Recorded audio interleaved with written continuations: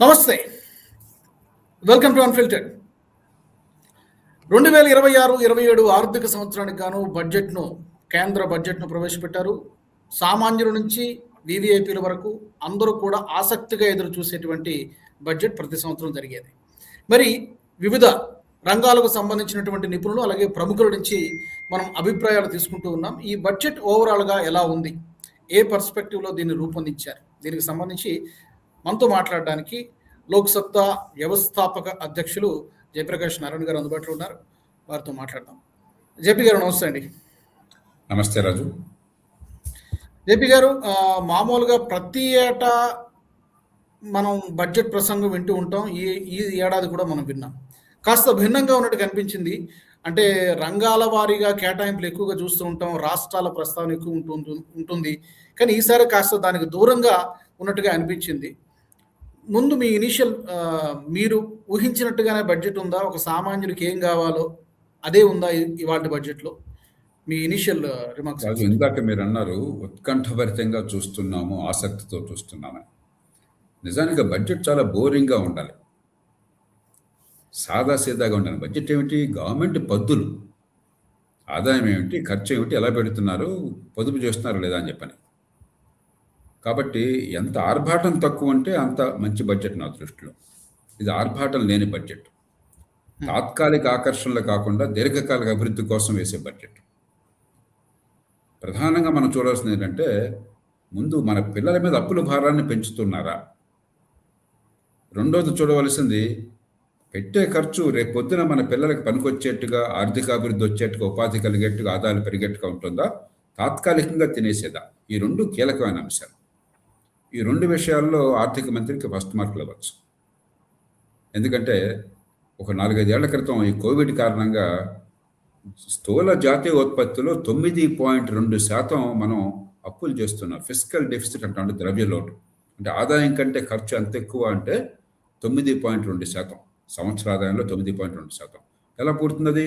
అప్పులు తీసుకోవడం వల్ల. అప్పు ఎవరు తీరుస్తారు? వచ్చే తరం తీరుస్తుంది. ఈ భారం అంతా ఎక్కువ భాగం దేనికోసం అని చెప్పని చాలా సందర్భాల్లో ఏమవుతుంది, రోజువారీ ఖర్చుల కోసం అప్పులు తీసుకొచ్చి వచ్చే తరం మీద భారం పెడుతున్నాం. అలాంటిది 9.2% ఉన్న ద్రవ్య లోటుని, ఈ అప్పుల భారాన్ని, ప్రతి సంవత్సరం అదనంగా పెట్టే అప్పుల భారాన్ని ఈ సంవత్సరం 4.4% కుదించారు. వచ్చే 2-3 ఏళ్లలో 3.5% వెళుతుంది. అది ఇప్పుడు అలా ఉంటే మనకి ఇబ్బంది లేదు. అలాగే మొత్తం జాతీయ ఆదాయంలో అప్పుల వాటా ఎంత అంటే, ప్రస్తుతం అప్పుల వాటా 55-56% దగ్గర ఉంది. 61% దగ్గర ఉండేది. అంటే తగ్గుతుంది, క్రమక్రమంగా వాటా తగ్గుతుంది. కాబట్టి దీనిలో ఆర్థిక మంత్రికి ఫస్ట్ మార్కులు ఇవ్వచ్చు. గత కొద్ది సంవత్సరాల లాగానే ఆర్థిక క్రమశిక్షణ పాటిస్తున్నారు. రెండోది, ఈ డబ్బులంతా దుబారా ఖర్చు పెడుతున్నారా, లేకపోతే ఈవేళ వినియోగం కోసం ఖర్చు పెడుతున్నారా, రేపటి అభివృద్ధి కోసమా? రికార్డు స్థాయిలో గత 4 ఏళ్లుగా రేపటి అభివృద్ధి కోసం మౌలిక సదుపాయాలు పెట్టుబడి రికార్డు స్థాయిలో జరుగుతున్నాయి. ఈ ఏడాది కూడా మౌలిక సదుపాయాల కోసమే 12,20,000 కోట్ల రూపాయలు కేటాయించారు వచ్చే ఏడాది బడ్జెట్లో. నడుస్తున్న సంవత్సరం 11,20,000 కోట్ల రూపాయలు ఖర్చు పెడుతున్నారు, రికార్డు స్థాయి. అట్లాగే ఇతరత్రా కూడా మనకి పెట్టుబడులు ఉన్నాయి. ఆ పెట్టుబడులు కూడా కలిపినట్టయితే, ఉదాహరణకి రాష్ట్రాలకు డబ్బులు ఇస్తున్నారు పెట్టుబడులు పెట్టమని, ఇతర పథకాల్లో పెట్టుబడులు ఉన్నాయి. ఇవన్నీ కలిపితే దాదాపు 16-17 లక్షల కోట్ల రూపాయలు పెట్టుబడుల కోసం ఖర్చు అవుతుంది. కాబట్టి ఈ దీనిలో కూడా ఫస్ట్ మార్క్ ఇవ్వచ్చు. ప్రధానంగా చూడవలసింది మనం ఒక జాతిగా ఈ రెండుని చూడాలి. ఇక మూడోది, అభివృద్ధి కోసం బాటలు వేస్తున్నారు మౌలిక సదుపాయాలే కాకుండా. మరి ఈవేళ అంతర్జాతీయ స్థాయిలో మనం గడ్డు కాలంలో ఉన్నాం. డొనాల్డ్ ట్రంప్ పుణ్యమా అని చెప్పని ప్రపంచ వాణిజ్యం అంతా చాలా గందరగోళంలో పడింది. మన మీద సుంకాలు పెద్దగా వేసి అమెరికాతో వాణిజ్యాన్ని చాలా ఇబ్బంది పెడుతున్నారు. అట్లాగే అమెరికాకున్న ప్రభావం వల్ల మరి అమెరికా గందరగోళంలో ఉంటే ప్రపంచం అంతా గందరగోళంలో ఉంటుంది ఆర్థిక వ్యవస్థ. యుక్రెయిన్ యుద్ధం వల్ల సప్లై చైన్స్ కొంతవరకు గందరగోళం. ఇవన్నీ రకరకాల కారణాల వల్ల ప్రపంచమంతా కూడా కాస్త భయాందోళనకు లోనవుతుంది. ఆ పరిస్థితుల్లో మంచి ఆర్థిక ప్రయత్నం కొనసాగిస్తున్నాం, కానీ భవిష్యత్తులో కొనసాగించాలి. దీర్ఘకాలంలో ప్రపంచంలో అత్యున్నతంగా ఎదగాలి. దానికోసం కూడా బాటలు వేస్తున్నారు. ఉదాహరణకి మ్యానుఫ్యాక్చరింగ్ పెద్దపీట వేశారు, వస్తువుల ఉత్పత్తి. సేవా రంగంలో మనం బాగుంటాం, కానీ ఆధునికీకరణ చేయకపోతే సేవా రంగంలో భవిష్యత్తును అర్థం చేసుకుని ఆ రంగాల్లో వెళ్ళకపోతే లాభం లేదు. దానికి బాటలు వేశారు. అలాగే మరి లేబర్ ఇంటెన్సివ్, తక్కువ దిగువ స్థాయి, తక్కువ ఆదాయం వచ్చేటువంటి లేబర్ ఇంటెన్సివ్ పరిశ్రమలు లేకపోయినట్లయితే రెక్కాడితే కానీ డొక్కాడని వాళ్ళు కోట్లాది మందికి భవిష్యత్తు ఉండదు. దానికి కొంత ఏర్పాట్లు జరుగుతున్నాయి. ఈ రకంగా వివిధ రూపాల్లో పెట్టుబడులకి ప్రోత్సాహం ఇస్తున్నారు, అభివృద్ధికి ప్రోత్సాహం ఇస్తున్నారు. ఇక నాలుగోది మనం సంతోషపడాల్సింది ఏంటంటే పన్నుల బాధ తగ్గదు. ఎందుకంటే పన్నులు ఇప్పటికే బాగా తగ్గించారు. ప్రత్యక్ష పన్నులు కానీ, పరోక్ష పన్నులు కానీ. జీఎస్టీ కొన్ని నెలల క్రితం తగ్గించారు. గత కొద్ది సంవత్సరాల్లో ఆదాయ పన్ను మీద చాలా మినహాయింపులు వగైరా ఇవ్వడం మొదలెట్టారు. తగ్గవు. కానీ పన్ను వసూలు చేసేవాడి బాధల నుంచి మనకి విముక్తి కావాలి, వేధింపుల నుంచి విముక్తి కావాలి. అలా ఈజ్ ఆఫ్ డూయింగ్ బిజినెస్, పరిశ్రమలు పెడితే వ్యాపారం చేస్తే మనం పాపం చేసినట్టుగా భావించకూడదు. దానికి ఆర్థిక మంత్రి చాలా సవివరమైన వివరాలు బయటపెట్టారు. ఇవాళ ఎన్నో రకాల ఏర్పాట్లు చేశారు. ప్రతి చీటికి మటుకు ఇన్స్పెక్షన్ లేకుండా, చీటికి మటుకు నేరాలు ఆరోపించకుండా, జైల్లో పెడతాను బెదిరించకుండా, లంచాలు మెంగకుండా ఒక పద్ధతి ఏర్పాటు చేస్తున్నారు. ఇది ఆహ్వానించదగ్గది. అలాగే తెలుగు వాళ్ళంగా మనం ఆహ్వానించదగ్గది ఏంటంటే 7 హైస్పీడ్ రైల్ నెట్వర్క్లు దేశంలో ఏర్పాటు చేస్తుంటే ప్రస్తుతం అహ్మదాబాద్ నుంచి బొంబాయి దాకా అవుతుంది. అది కాకుండా 7 ఏర్పాటు చేస్తున్నారు, కొత్తగా ప్రకటించారు. 7లో 3 హైదరాబాద్తో సంపర్కం ఉన్నది. పూణే నుంచి హైదరాబాద్, హైదరాబాద్ నుంచి బెంగళూరు, హైదరాబాద్ నుంచి చెన్నై. తెలంగాణకి ఉపయోగపడుతుంది, కోస్తా ఆంధ్ర రాయలసీమ ఉపయోగం. ఎందుకంటే చెన్నై పోయేది కోస్తా ఆంధ్ర ద్వారా, బెంగళూరు పోయేది రాయలసీమ ద్వారా. కాబట్టి తెలుగు ప్రజలకు ఇది ప్రత్యేకంగా సంతోషకరం. కానీ నిజాయితీగా చూడాల్సింది ఏంటంటే నిజమైన పరిపాలన రాష్ట్రాల్లో ఉన్నది. అభివృద్ధికి బాటలు వేయాలి, పరిపాలన బాగు చేయాలంటే జాతీయ స్థాయిలో మరి వనరులు ఆర్థిక క్రమశిక్షణ పాటిస్తారు, వనరులు కేటాయిస్తారు, వాళ్ళ కంటాలు పడతారు. కానీ పరిపాలన అంతా ఉంది, భవిష్యత్తు ఉంది రాష్ట్రాల్లోనూ. రెండోది మనం కొంచెం గట్టిగా దృష్టి పెట్టవలసింది జాతీయ స్థాయిలో కానీ రాష్ట్రాల్లో కానీ ప్రభుత్వ రంగ సంస్థలు జాతీయ స్థాయిలో ఇంకా ఉన్నాయి. ప్రభుత్వానికి వ్యాపారం అక్కర్లేదు. వాటిని వీళ్ళని వరకు ప్రైవేట్ రంగానికి బదిలీ చేస్తే మరింత బలంగా పెరుగుతాయి అవి. ఆ డబ్బుని మనం సంక్షేమానికి, అభివృద్ధికి వాడచ్చు. అలాగే మరి చిన్న పట్టణాల అభివృద్ధి కోసం గట్టిగా పెద్దపీట వేయాలి. రెక్కాడితే డొక్కాడిన కార్మికులు వాళ్ళ బతుకుతెరువు బాగుండాలి, ఆర్థిక ప్రగతి రావాలని చెప్పంటే ఈ దేశంలో 190 మంది అట్లా ఉన్నారు. వాళ్ళందరూ మహానగరాలకు రాలేరు. కాబట్టి అక్కడికక్కడ ఉపాధి కల్పించే ఏర్పాటు కావాలి. జిల్లాల్లో, రాష్ట్రాల్లో మంచి ప్రమాణాల విద్యా నైపుణ్యం దృష్టి పెట్టాలి. ఇవి చేస్తే ఖచ్చితంగా ఈ బడ్జెట్ ఆర్థిక ప్రగతికి గత 3-4 సంవత్సరాల లాగానే ఆ సోపానం వేసింది, ఆ మార్గాన్ని అనుసరిస్తోంది. ఇక మనం దాని తర్వాత చేయవలసిన పని చాలా ఉంది రాష్ట్రాల్లో. అయితే జెపీ గారు, పర్టికులర్గా చాలామంది అనుకున్నది ఏంటంటే ఈ సంవత్సరం 5 రాష్ట్రాల ఎన్నికలు ఉన్నాయి కాబట్టి పర్టికులర్గా ఈ రాష్ట్రాలని ఆకర్షించేలాగా, ఆ రాష్ట్ర ప్రజలను ఆకర్షించేలాగా ఏమైనా స్పెసిఫిక్గా ఉంటాయేమో అని అనుకున్నారు. కానీ అది లేదు. ఈసారి సర్ప్రైజింగ్ ఎలిమెంట్గా నాకు అనిపించింది కొంచెం. అంటే పొలిటికల్గా నిర్ణయాలు కొన్ని ప్రత్యేకించి వాటి మీద దృష్టి పెట్టిన గతంలో అలాంటి విమర్శలు వచ్చాయి కూడా. ఎలా చూస్తారు సార్? దీనివల్ల ఏమైనా ఇబ్బంది ఎదురవుతుందా? ప్రభుత్వాన్ని అభినందించాలి. ఏ ప్రభుత్వానికి ఎన్నికలు నెగ్గాలని కోరిక ఉంటుంది. కానీ ఈ ప్రభుత్వాన్ని మనసారా అభినందించాలి. తాత్కాలికంగా ప్రజల ఓటు పొందడం కోసం స్వల్పకాలిక నిర్ణయాలు కాకుండా దీర్ఘకాలిక దృక్పథం, కాదు ఒక ప్రాంతానికి మొగ్గు చూపుతున్నట్టుగా నటించే పద్ధతి కాకుండా దేశ ఆర్థికాభివృద్ధికి మేము బాటలు వేస్తున్నాం, ఏ రాష్ట్రానికి ఆ రాష్ట్రం మీరు పూనుకోండి అని చెప్పని సంకేతాన్ని ఇస్తూ జనాకర్షణకు దూరంగా దీర్ఘకాల అభివృద్ధి కోసం పీటలు వేశారు. దానికి మనసారా అభినందించాలి. ప్రజాస్వామ్య సమాజంలో, అందులో మనలాంటి వైవిధ్యభరితమైన దేశంలో మనం ఆ టెంప్టేషన్ కాకుండా, తాత్కాలికమైన తాయిలాలు కాకుండా ప్రజల దీర్ఘకాల అభివృద్ధి కోసం పాటుపడడంలో చాలా గొప్ప విషయం. దానికి ప్రభుత్వాన్ని, ఆర్థిక మంత్రిని అభినందించాలి. అలాగే మీరు ఇందాక అన్నారు సార్, ప్రపంచవ్యాప్తంగా ఒక అనిశ్చిత వాతావరణం కనిపిస్తోంది. పర్టికులర్గా ఈ అమెరికా ట్రంప్ వచ్చిన తర్వాత మొత్తం అంతా అల్లకల్లోలం, గందరగోళం సృష్టిస్తున్నాడు. టారిఫ్ అనేటువంటి వెపన్ ఉపయోగించి ఏదో ఒక వరల్డ్ డాంగ్ లాగా బిహేవ్ చేస్తున్నాడు. దాని ప్రభావం చాలా దేశాలపైన పడింది. కొన్ని యుద్ధాలు కూడా జరుగుతున్నాయి. ఈ అనిశ్చిత పరిస్థితులను తట్టుకొని నిలబడగలగాలి అంటే దానికి అనుగుణంగానే ఈ బడ్జెట్ రూపొందించిందా? అండ్ ఆఫ్ కోర్స్ దానికి కొంత కనెక్షన్ ఉంది. ఇంకా ప్రత్యేకమైనటువంటి చర్యలు ఏమైనా తీసుకుని ఉంటే బాగుండేదని అనిపించిందా మీకు? మీరు అన్నట్టుగా ఇవాళ ప్రతికూల పరిస్థితులు ప్రపంచం అంతా ఉన్నాయి. మన దేశానికి ఉన్న గడ్డు పరిస్థితి ఏమిటంటే చైనా 1978లో ఆర్థిక సరళీకరణ, ఆధునికీకరణకు నడుంకొట్టింది, అలాగే ప్రపంచీకరణకి. అప్పుడు ప్రపంచ వాతావరణం చాలా అనుకూలంగా ఉంది. అమెరికా కానీ, యూరప్ కానీ ప్రపంచం అంతా కూడా ఆహ్వానిస్తూ ఉన్నది. ద్వారాలు తెరిచినాయి. పెట్టుబడులు విపరీతంగా చైనాలో పెట్టినాయి. చైనాకి సాంకేతిక విజ్ఞానాన్ని అందుబాటు చేసినాయి. మరి చైనా నుంచి దిగుమతుల్ని ప్రోత్సహించినాయి. ఇప్పుడు ఈ 3 లేవు. సంపన్న దేశాల నుంచి పెట్టుబడులు రావట్లేదు మనలాంటి దేశాలకి. మన దేశాల నుంచి ఎగుమతులను వాడు రానివ్వట్లేదు. ఆ దేశాలకు మూసుకు కూర్చున్నారు. సాంకేతిక విజ్ఞానం సరే అందుబాటులోకి వస్తుంది, అది పెద్ద ఇబ్బంది రాకపోవచ్చు. అంటే చైనా ఎదుగుదల చాలా ఆహ్లాదకర వాతావరణంలో, అనుకూల వాతావరణంలో జరిగింది. చైనా మాదిరిగా మన వాళ్ళు ఎదగాలి, కానీ వాతావరణం కాస్తంత కష్టంగా ఉండదు. అయినా తట్టుకోవాలి. మన ప్రపంచ వాతావరణాన్ని మనం మార్చే శక్తి మనకు లేదు. దాన్ని తట్టు నిలబడాలి. ఆ ప్రయత్నాన్ని ఈ ప్రభుత్వం చిత్తశుద్ధితో చేస్తున్నది. మరుగు సదుపాయాల కల్పన కానీ, పెట్టుబడులు కానీ, పెట్టుబడులకు ప్రోత్సాహం కానీ, సాంకేతిక విజ్ఞానాన్ని పెంచి ఆధునికీకరించడం కానీ, పరిశ్రమలకు అదనంగా రాయితీలు ఇవ్వడం కానీ, పన్నులని సులభతరం చేయడం కానీ, ఇవన్నీ కూడా ఆ ప్రయత్నంలో భాగాలు.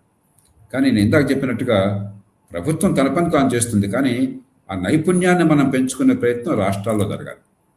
పాఠశాల విద్య, మంచి నైపుణ్యం రాష్ట్రాల్లో ఉన్నది. వ్యాపారాన్ని ప్రోత్సహించే మార్గం రాష్ట్రాల్లో ఉంది. కొన్ని రాష్ట్రాలు గట్టిగా పోటీ పడుతున్నాయి, కొన్ని నగరాలు పోటీ పడుతున్నాయి. మా ఊరంటే మా ఊరిలో పెట్టుబడి పెట్టండి చెప్పని. కానీ దేశమంతా బలంగా పోటీ ఉండాలి. ఆ రాజకీయ పెద్దాన్ని రాజకీయం రచ్చ చేయకుండా ఉండాలి. తాత్కాలికమైన తాయిలాలు చాలా రాష్ట్రాల్లో మీరు చూస్తే, ఆంధ్రప్రదేశ్, తెలంగాణలో చూడండి, తమిళనాడు, కర్ణాటక చూడండి, చాలా రాష్ట్రాల్లో ఎన్నికల్లో గెలుపు కోసం అని చెప్పని భవిష్యత్తుని తాకట్టు పెట్టి డబ్బంతా కూడా తాత్కాలికమైన ప్రయోజనాల కోసం ఖర్చు పెడుతున్నారు. మరి కొన్ని రాష్ట్రాలు అలా కాకుండా గుజరాత్ కానీ, మహారాష్ట్ర కానీ, మరి ఒరిస్సా కానీ, మరికొన్ని రాష్ట్రాలు చాలా బాధ్యత వ్యవహరిస్తున్నాయి. మనం కూడా బాధ్యతతో ఉంటే రేపొద్దున భవిష్యత్తు బాగుపడుతుంది. అంచేత ఖచ్చితంగా బడ్జెట్లో ఏర్పాట్లు చేస్తున్నారు, కానీ ఇది చాలు. ఇవాళ ప్రపంచంలో మనం నిజంగా ఎదగాలంటే చైనా స్థాయికి ఎదగాలి. గతంలో చైనా సాధించిన విజయాలు మనం కూడా సాధించాలి వేగంగా అన్నట్టయితే మనం చైనా కంటే ఎక్కువ కష్టపడాలి. లేబర్ రిఫార్మ్స్ కావచ్చు, కార్మిక చట్టాలు కావచ్చు, ఇతర సంస్కరణలు కావచ్చు, మంచి విద్య కావచ్చు, అవినీతిని అంతం చేయడం కావచ్చు, చట్టబద్ధ పాలన కావచ్చు, మరి ఆర్థిక క్రమశిక్షణ కావచ్చు, మనం పెట్టే పెట్టుబడి అంతా కూడా భవిష్యత్తు కోసం పెట్టడం కావచ్చు, వాళ్ళు తినేయడం కోసం కాకుండా. ఈ బాధ్యత ఉండాలి. దానికి మీరు ఎన్ని విమర్శలు చేసినా కూడా జాతీయ స్థాయిలో ఉన్న ప్రభుత్వానికి ఆ విషయంలో ఫస్ట్ మార్కులు ఇవ్వాలి. అయితే సార్ మీరు అన్నారు ఇప్పుడు సంస్కరణల విషయంలో రిఫార్మ్స్ చాలా జరగాలని చెప్పి, గత 11 ఏళ్లుగా జరిగినటువంటి రిఫార్మ్స్, సంస్కరణలు తీసుకొచ్చినటువంటి తీరు, పర్టికులర్గా వ్యవసాయ రంగంలో రిఫార్మ్స్ జరగాలని చాలామంది మీలాంటి అనుభవజ్ఞులు చెబుతూ ఉంటారు. మేబీ విద్యారంగంలో కూడా కావాలేమో. ఇప్పుడు మీరు చెప్పారు చైనాకి మనకి భారత్కి కంపేర్ చేస్తూ ఆ స్థాయికి, అంటే కొన్ని విషయాల్లో మనం చేరుకోవాలంటే ఏ రంగాల్లో రిఫార్మ్స్ రావాలి, సంస్కరణలు రావాలి, ఎలాంటి ప్రయత్నం జరగాలి? అతి పెద్ద విషయం రాజు, జాతీయ స్థాయిలో ఆర్థిక క్రమశిక్షణ ఎట్లా ఉందో రాష్ట్రాల్లో ఆర్థిక క్రమశిక్షణ కావాలి. కొన్ని రాష్ట్రాలు దివాలా అంచున ఉన్నాయి. ఆంధ్రప్రదేశ్ తీసుకోండి, ఇవాళ తెలంగాణ తీసుకోండి, మరికొన్ని రాష్ట్రాలు తీసుకోండి, రాజస్థాన్ తీసుకోండి, మధ్యప్రదేశ్, హిమాచల్ ప్రదేశ్, పంజాబ్, పశ్చిమ బెంగాల్, కేరళ, ఇవన్నీ కూడా ఆర్థిక క్రమశిక్షణ పాటించక అప్పుల భారంలో కూరుకుపోతున్నాయి. అదేమంటే కోట్లకు పోతా ఉంటున్నారు, లేకపోతే నిందలు వేస్తున్నారు. కానీ క్రమశిక్షణ మనం పాటించడం మొదలెట్టాలి. రెండోది మంచి ప్రమాణాల విద్య కోసం డబ్బులు ఖర్చు పెడుతున్నాం. చదువు కావాలని ఆసక్తి పిల్లలకు ఉన్నది, తెలివితేటలు ఉన్నాయి, తల్లిదండ్రులు త్యాగాలు చేస్తున్నారు. అంగట్లో అన్నీ ఉన్నా అల్లుడి నోటీస్ అయిన ఉన్నది. అతి దిగజారిన ప్రమాణాలు ఉన్నాయి. డిగ్రీ కాగితాలు వస్తున్నాయి, సర్టిఫికెట్లు వస్తున్నాయి, మార్కులు, ర్యాంకులు వస్తున్నాయి, కానీ ప్రపంచానికి తమకి పనికొచ్చే వాళ్ళని తయారు చేయలేకపోతున్నాం. కాబట్టి డబ్బు ఖర్చు కంటే విద్యా ప్రమాణాలు పెంచడమే దృష్టి కావాలి. రెండోది. మూడోది మంచి ఆరోగ్యం అందరికీ సులభంగా అందే ఏర్పాటు కావాలి. కొన్ని ఏర్పాట్లు జరుగుతున్నాయి, కానీ చాలా. ఎందుకంటే అనారోగ్యం కారణంగా మనం దాదాపుగా ఒక 20-25 వేల సంవత్సరాలని 1,00,000 జనాభాకి కోల్పోతున్నాం. అంటే మన ఉత్పాదక శక్తిలో 20% కోల్పోతున్నాం. 20% కోల్పోతున్నాం కేవలం అనారోగ్య కారణంగా. కోట్లాది మంది ఈ దేశంలో అనారోగ్య కారణంగా అప్పటిదాకా బేదలు కాని వాళ్ళు బేదరికంలో కూరుకుపోతున్నారు. కాబట్టి ఆరోగ్యానికి మంచి పెద్దపీట వేయాలి. నాలుగోది, చిన్న పట్టణాల అభివృద్ధి కావాలి. 180-90 మంది రెక్కాడితో డొక్కాడనే వాళ్ళు, పెద్దగా చదువు నైపుణ్యం లేని వాళ్ళు, అల్పాదాయ వర్గాలు, నెల జీతం భద్రత లేని వాళ్ళు, వాళ్ళందరినీ సంఘటిత రంగంలోకి చేర్చాలి. ప్రపంచంలో మరే పెద్ద దేశంలోనూ కూడా ఇంతమంది, ఇంత శాతం అసంఘటిత రంగంలో నెల జీతం లేకుండా ఉన్న వాళ్ళు లేరు. వాళ్ళని అందరినీ సంఘటిత రంగంలోకి చేరిస్తేనే, చిన్న చిన్న ఉద్యోగాలు వాళ్ళు కల్పిస్తేనే భద్రతతో కలిసి, హుందాతనంతో కలిసి వీళ్ళంతా మధ్యతరగతిలోకి వస్తారు. భవిష్యత్తు బాగుపడుతుంది. కొద్దిపాటైనా చట్టబద్ధ పాలన, అవినీతిని కాస్త తగ్గించి, నా పెట్టుబడులకి నాకు రక్షణ ఉంటుంది, నా డబ్బులకు రక్షణ ఉంటుంది, నా ఆస్తులకు రక్షణ ఉంటుంది, నేను కనుక పెట్టుబడి పెడితే నన్ను వేధించరు, సాధించడం నమ్మకాన్ని కలిగించే వ్యవస్థ కావాలి. నగరాల్లో చివరి అంశం, మీరు హైదరాబాద్ చూడండి. మనం ఢిల్లీతోనేమో కాలుష్యంలో పోటీ పడుతున్నాం, బెంగళూరుతో రవాణాలో పోటీ పడుతున్నాం. నగరంలో స్తంభించిపోతుంది. బెంగళూరు రవాణా స్తంభించిపోతుంది, ఢిల్లీ కాలుష్యం స్తంభించిపోతుంది, నగరాలు నరకం అవుతున్నాయి. నగరాలు ఆర్థిక కేంద్రాలు కాబట్టి నగరాల జీవన ప్రమాణాలు ఈ అంశాల మీద కనుక జాగ్రత్తగా దృష్టి పెట్టినట్టయితే చిత్తశుద్ధితో ప్రయత్నం చేసి ప్రతిదానికి పరిష్కారం ఉన్నాయి. నేను చెప్పిన ప్రతి అంశం కూడా పెద్దగా డబ్బుకు చక్కర్లా, ప్రతిదానికి పరిష్కారాలు ఉన్నాయి. కానీ వాటి మీద దృష్టి పెట్టకుండా దేవుడు అని గాల్లో దీపం పెడితే చాలు. మనం ఒక దృష్టి పెట్టాలి, ఆ రంగాల్లో సంస్కరణ తీసుకోవాలి, ఫలితాలు తీసుకోవాలి సమాజానికి. అయితే ఈ ప్రశ్న మీకు చాలామంది చాలాసార్లు అడిగే ఉంటారు. మనం డెవలపింగ్ నేషన్గా ఉన్నాము, మా చిన్నప్పటి నుంచి వింటూ ఉన్నాం. బట్ గణనీయమైనటువంటి అభివృద్ధి జరిగింది, పర్టికులర్గా లాస్ట్ డెకేడ్లో జరిగింది.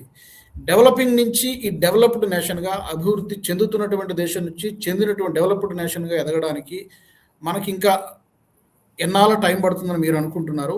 మీరు ఎలా డిఫైన్ చేస్తారు? First of all developed nation అంటే ఏంటి అనేది మీరు ఎలా, మీ డెఫినేషన్ ఏంటి? ముందు అభివృద్ధి ఎంత దూరంలో ఉన్నాం? రెండు విషయాలు కావాలి. ఒకటి, ఈ అసంఘటిత రంగం 90% దగ్గర నుంచి బాగా తగ్గి 70-80% సంఘటిత రంగంలోకి రావాలి. ఉద్యోగ భద్రత ఉండి నెల జీతం వస్తుంది, కాస్త కూస్తో ఉత్పాదకత పెరుగుతుంది, ఆదాయాలు పెరిగినాయి, పేదరికం నుంచి బయటపడ్డాన్ని నమ్మకం కలగాలి. రెండు, విద్య, ఆరోగ్యం, గౌరవప్రదమైన ఆదాయం, మౌలిక అవసరాలు, మనకి రోటీ కపడా మకాన్ అంటాం కదా, ఇవన్నీ ప్రతి ఒక్కళ్ళకి అందుబాటులోకి వచ్చే పరిస్థితి కావాలి. కోట్లు సంపాదించవచ్చో లేకపోవచ్చు. మూడు, ఒక ఆహ్లాదకర వాతావరణం కావాలి. మాకు మౌలిక సదుపాయాలు కావచ్చు, దోమల నుంచి నివారణ కావచ్చు, మంచినీళ్ళు ముళ్ళు కలవకుండా కావచ్చు, లేకపోతే వర్షం వస్తే వరదలు రాకుండా కాపాడటం కావచ్చు, ఇవి కావాలి. పర్యావరణం భయంకరంగా ఉండి రోజు మనకి ఢిల్లీలాగా రోజు ఆస్తమా వచ్చి జబ్బులు చేస్తాం అనుకోండి, అదేం జీవితం. కాబట్టి అలాంటి ఇబ్బందులు లేకుండా ఉండాలి. అంతవరకు ఉంటే నా దృష్టిలో మనం సంతోషపడవచ్చు. ఆ తర్వాత ఎంత ఆదాయం తర్వాత చూద్దాం. ఆదాయం లెక్కను చూస్తే ఇవాళ $40,000 దాదాపుగా దాటితే అభివృద్ధి చెందిన దేశం అంటున్నారు. తలసరి చైనా తీసుకుంటే మీరు, చైనా ఆదాయం $18 ట్రిలియన్ జాతీయ ఆదాయం. అంటే ఆ దేశ ప్రజల ఆదాయం ఆ రకంగా లెక్కేసినట్టయితే బహుశా ఒక $13,000 వచ్చింది. కానీ అదే చైనా కనుక కొనుగోలు శక్తి రీత్యా అయితే దాన్ని రెట్టింపు చేయొచ్చు, $25,000-26,000. మన ఆదాయం ఇప్పుడు ఇవాళ దాదాపు $4.5 ట్రిలియన్ దగ్గర ఉన్నాము. అంటే మన ఆదాయం సుమారుగా ఒక $4,000 దగ్గర ఉన్నాము, $3,500-4,000 దగ్గర ఉన్నాము. కానీ కొనుగోలు శక్తి రీత్యా బహుశా $13,000-14,000 ఉన్నాము. అంటే చైనాలో సగంలో ఉన్నాము. ఇది కనీసం 50,000, 40,000, 50,000 కొనుగోలు శక్తి రీత్యా $50,000-60,000 వెళ్ళాలి. ఆదాయం రీత్యా కనీసం $15,000 చేరుకోవాలంటే ఒక 20-25 ఏళ్ళు పడుతుంది. క్రమక్రమంగా పెరుగుతూ ఉంటుంది, జనాభా అదుపులోకి వస్తుంది. కాబట్టి 7-8% ఆర్థికాభివృద్ధి, 8% ఆర్థికాభివృద్ధి గట్టిగా సాధించినట్టయితే మనం ప్రతి సంవత్సరం తప్పకుండా ఆర్థికాభివృద్ధి అందరికీ అందేట్టుగా చేస్తే, అది ఆర్థికాభివృద్ధి కేవలం సంపన్నులకు మాత్రమే కాకుండా, చదువుకున్న వాళ్ళకి, నగరికులకు మాత్రమే కాకుండా సామాన్యులకు అందాలంటే ఇందాక నేను చెప్పినట్టు చేయాలి. చిన్న పట్టణాలు, మంచి విద్య, మంచి ఆరోగ్యము, సంఘటిత రంగంలోకి తీసుకురావడం, అవి చేసినట్టయితే ఒక 20-25 ఏళ్ల లోపల గౌరవప్రదమైన జీవితం ఈ దేశంలో దాదాపు అందరికీ వస్తుంది. ఇక అది అభివృద్ధి కాదా తర్వాత చూసుకుందాం. మనుషుల జీవితాలు బాగుపడింది, అభివృద్ధి ఏం ఉపయోగం? మనకి గురజాడ గారు చెప్పారు, ఏమన్నాడు ఆయన, దేశం అంటే మట్టి కాదో, దేశం అంటే మనుషులు అన్నాడు. మనుషుల జీవితాలు బాగుపడి గౌరవప్రదంగా, ఆనందంగా, భవిష్యత్తు పట్ల నమ్మకంతో ఉంటే అది నా దృష్టిలో అభివృద్ధి. అది గ్యారంటీ 20 ఏళ్లలో సాధ్యం. కానీ అది మన హక్కు కాదు, అది మన ప్రయత్నం చేస్తే జరిగేది తప్ప కళ్ళు మూసుకుని దేవుడు జపం చేస్తే వచ్చేది కాదు. కరెక్ట్ చెప్పి గారు. అయితే పర్టికులర్గా 2 రంగాల్లో సార్, ఒకటి రక్షణ రంగం, 2 ఎకానమీ విషయంలో 2014 తర్వాత చాలా మార్పులు వచ్చాయి. బహుశా మనము 10th పొజిషన్లోనో 11th పొజిషన్లో ఉన్నాం. ఈ రోజున 4th లార్జెస్ట్ ఎకానమీగా భారత్ ఉంది. చాలామంది అంటున్నారు, వరల్డ్ బ్యాంక్ కానీ, ఈవెన్ IMF లాంటి సంస్థలు కానీ త్వరలోనే ఒక సంవత్సరంలో 3rd లార్జెస్ట్ ఎకానమీగా అవతరించవచ్చని అంటున్నారు. డిఫెన్స్లో కూడా ఒకప్పుడు మనము దిగుమతులపై ఎక్కువగా ఆధారపడేటువంటి పరిస్థితి ఉంది. ఈ రోజున కొన్ని ఉత్పత్తులు మనం ఎక్స్పోర్ట్ కూడా చేయగలుగుతున్నాం. మన ఉత్పత్తులకి కొన్ని దేశాలు కొనడానికి ఆసక్తి కూడా చూపిస్తున్నాయి. ఈ 2 రంగాల్లో, ఎకానమీ, డిఫెన్స్ రంగంలో సూపర్ పవర్గా ఎదుగుతున్నటువంటి క్రమంలో ఉన్నాం. లాస్ట్ డెకేడ్లో ఎలాంటి ప్రయత్నం జరిగింది? మరింత అగ్రస్థానానికి వెళ్ళాలంటే ఇంకా ఎలాంటి స్టెప్స్ తీసుకుంటే బాగుంటుంది సార్ మోదీ ప్రభుత్వం? మీరు అన్నట్టుగా మౌలిక సదుపాయాలు, ఆర్థిక వ్యవస్థ, ఆర్థిక కన్స్ట్రక్షన్, ఈ 3 విషయాల్లో గత 10 ఏళ్లలో జరిగిన పని అద్భుతమైనటువంటిది. మీకు పార్టీలు, పక్షపాతాలు పక్కన పెడితే అంకెలు చెప్తున్నాను. ఉదాహరణకి నేషనల్ హైవేలు తీసుకోండి. ఆనాడు 8 కిలోమీటర్ల రోజుకు పూర్తయ్యేవి, ఈవేళ 38 కిలోమీటర్ల రోజుకు పూర్తవుతున్నాయి. 8 ఎక్కడ 30 అయింది అక్కడ రోజుకి. అవును. ఆనాడు ఉన్నదానికంటే చాలా రంగాలు రెట్టింపు 3 రెట్లు వచ్చింది మనకి ఫలితాలు. మరుగు సదుపాయాలు చూసినట్టయితే. అలాగే ఆదాయం పెరుగుతున్నది. ప్రతికూల పరిస్థితుల్లో కూడా ఆదాయం పెరుగుతున్నది. రక్షణ రంగం ఇందాక మీరు చెప్పారు. రక్షణ రంగంలో మనం అసలు మన ఉత్పత్తి ఏనాడు లేదు. ఇవాళ ఎగుమతులు చేయగలుగుతున్నాం. మరింత పెంచే ప్రయత్నం జరుగుతుంది. ఖచ్చితంగా వచ్చే 5-10 ఏళ్లలో ఈ పరిస్థితి కొనసాగినట్టయితే మనం అదే పనిగా డబ్బు ఎక్కువ ఖర్చు పెట్టాలి రక్షణ రంగంలో. ఎందుకంటే దేశ ప్రజల అవసరాలు తీర్చాలి. పరిమితంగానే ఖర్చు పెడుతున్నాం. పరిమితంగా ఖర్చు పెట్టినా కూడా మనం రక్షణ రంగంలో మంచి ఫలితాలు సాధించగలుగుతున్నాం. అట్లాగే ఇప్పుడు ఎలక్ట్రానిక్స్ తీసుకోండి మీరు. టెలిఫోన్లు ఉన్నాయి. నాకు ఎప్పుడు బాధ కలిగేది, మనం $100 కోట్ల విదేశాల నుంచి మనం ఈ మొబైల్ ఫోన్స్ దిగుమతి చేసుకుంటున్నాం. ఇవాళ యాపిల్ ఫోన్స్ ప్రపంచంలో అతిపెద్ద 2వ పెద్ద ఉత్పత్తిదారు. $12 బిలియన్ ఈ సంవత్సరం యాపిల్ ఫోన్సే మనం ఎగుమతి చేస్తున్నాం. అంటే మనం పూనుకుంటే, ఒక ప్రణాళిక ఉంటే, చిత్తశుద్ధి క్రమశిక్షణ ఉంటే, దానికి వనరులు కేటాయించేసే విధానాలు చేపడితే భారతీయులు ఈ దేశంలో ఏదైనా సాధించగలని రుజువు చేస్తున్నాం. ఆత్మవిశ్వాసాన్ని పెంచుకుంటున్నాం. ఇది అన్ని రంగాల్లో రావాలి. ఉదాహరణకి వ్యవసాయాన్ని తీసుకోండి. మనం ప్రపంచంలో 11% వ్యవసాయ భూమి మన దగ్గర ఉంది. పుష్కలంగా సూర్యకాంతి ఉన్నది. మరి ఆహార భద్రత మన దేశానికి మొత్తం మీద ఉన్నది. కానీ ప్రపంచానికి మొత్తానికి ఎగుమతులు చేసే శక్తి ఉన్నది. దాన్ని పెద్దగా పట్టించుకోవాలి. $100 బిలియన్ ఎగుమతి చేయగలం మనం గట్టిగా పట్టించుకుంటే. అలా ఎన్నో రంగాల్లో అవకాశాలు ఉన్నాయి. దాన్ని మనం ఉపయోగించుకోవాలి. ఎలాగైతే కొన్ని రంగాల్లో మనం చేసి చూపెడుతున్నామో అదే రీతిన ఇంకా ఎక్కడెక్కడ అవకాశం ఉంది దాన్ని పూర్తిగా అందిపుచ్చుకుని చైనాను చూసి మనం అబ్బురపడడం కాకుండా మనం కూడా ఇంకో చైనాలాగా ఎదగాలి. చివరిగా సార్, ఈ యాంటర్‌ప్రెన్యూర్‌షిప్ అనేది గడిచిన కొన్ని సంవత్సరాల్లో చాలా విపరీతంగా ఉంది. గతంలో వందల సంఖ్యలో ఉండి ఈ రోజున యూనికార్న్స్ అని రకరకాలుగా వస్తూ ఉన్నాయి. ఈ దిశగా పర్టిక్యులర్‌గా ఈ బడ్జెట్‌లో కేటాయింపులు ఎలా ఉన్నాయని మీకు అనిపిస్తుంది సార్? కేటాయింపులు కంటే విధానాలు. ఒకటేమో మౌలిక సదుపాయాలు ఎప్పుడైతే ఏర్పాటు చేస్తున్నారో, కొన్ని ప్రోత్సాహకాలు ఇస్తున్నారో అవి కేటాయింపులు. అంతకుమించి ఈజ్ ఆఫ్ డూయింగ్ బిజినెస్, పెట్టుబడులు పెట్టడానికి కానీ, లేకపోతే పన్నుల విషయంలో కానీ భయాందోళనలు, ఇన్స్పెక్షన్లు, వేధింపులు అవి లేకుండా ఉంటే ఆ స్వేచ్ఛగా ముందు సంఖ్యలు వదిలేస్తే చాలామంది చేయగలుగుతారు. దానికి ఈ బడ్జెట్లో మంచి ఏర్పాట్లు జరిగినాయి. దాంతోపాటు మనం చేయవలసింది ఏంటంటే ప్రభుత్వ ఉద్యోగాల మీద మోజును తగ్గించాలి. మన పాలకులు ఏం చేస్తున్నారు, ముఖ్యంగా రాష్ట్రాల్లో విద్య అంటే విద్యని పిల్లలకు అందించడం కాదు, టీచర్ల ఉద్యోగాలు నియమించడం అని చెప్పినట్టుగా చేస్తున్నాం. ప్రభుత్వం అనేది ప్రజల కోసం కాదు, ఉద్యోగుల కోసం అని చెప్పినట్టు చేస్తున్నాం. రిక్రూట్మెంట్లు మేనేజ్ పెడుతున్నాం. దాంతో ఏమవుతుంది, ప్రతిభ ఉన్నవాళ్ళు కూడా సమాజంలో ఆర్థిక వ్యవస్థని పెంచి వస్తువుల్ని సేవల్ని ఉత్పత్తి చేసి ఉపాధిని పొంది అటు దేశ అభివృద్ధిలో పాల్పంచుకుందాం, నేను పెరుగుదామని చెప్పని కాకుండా ప్రభుత్వంలో ఉద్యోగం చేయడం లక్ష్యంగా పెట్టుకుని ఏళ్ల తరబడి దానిలో కూర్చుంటున్నారు. ఎంతమంది పోటీ పడ్డా కూడా 1000 మందికి ఒక్కటి సెలెక్ట్ అవుతారు ప్రభుత్వంలో. మిగతా 999 మంది ఏమవుతారు? మనకి సమాజంలో మనకు పనికొచ్చే ప్రతి వస్తువు ఉత్పత్తి అయ్యేది ప్రభుత్వం దగ్గర కాదు, మార్కెట్లో ఉత్పత్తి అవుతుంది. మీరు నేను చూస్తున్న ఈ కంప్యూటర్ కావచ్చు, ల్యాప్టాప్ కావచ్చు, ఈ వాచ్ కావచ్చు, వేసుకున్న చొక్కాలు కావచ్చు, మైక్రోఫోన్ కావచ్చు, ఇవన్నీ ప్రభుత్వం ఉత్పత్తి చేయట్లేదే, మార్కెట్ ఉత్పత్తి చేస్తుంది. ఉపాధి అక్కడ వస్తుంది. అది మర్చిపోయి ప్రభుత్వం వెనకాల పడుతున్నాం. కాబట్టి రాజకీయ పార్టీలు కొంత సమయంలోనే పాటించాలి. మరొకటి రాజకీయ పార్టీలు చేయవలసింది ఏంటంటే ఎలక్షన్ రాగానే ఎన్నికల్లో ఓడిపోతామన్న భయంతో అన్ని తాత్కాలికమైనటువంటి సంక్షేమమే.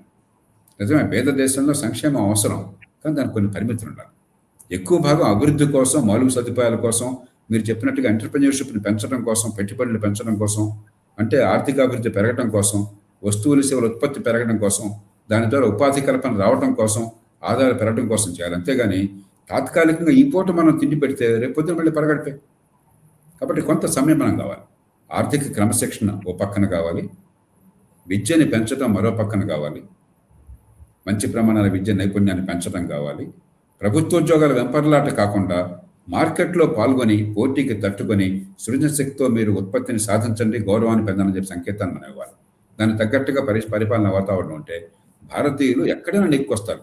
ఈ దేశం బయట ఎందుకు అంత అద్భుతంగా విజయాలు సాధిస్తున్నది ఇదే భారతీయులు కదా.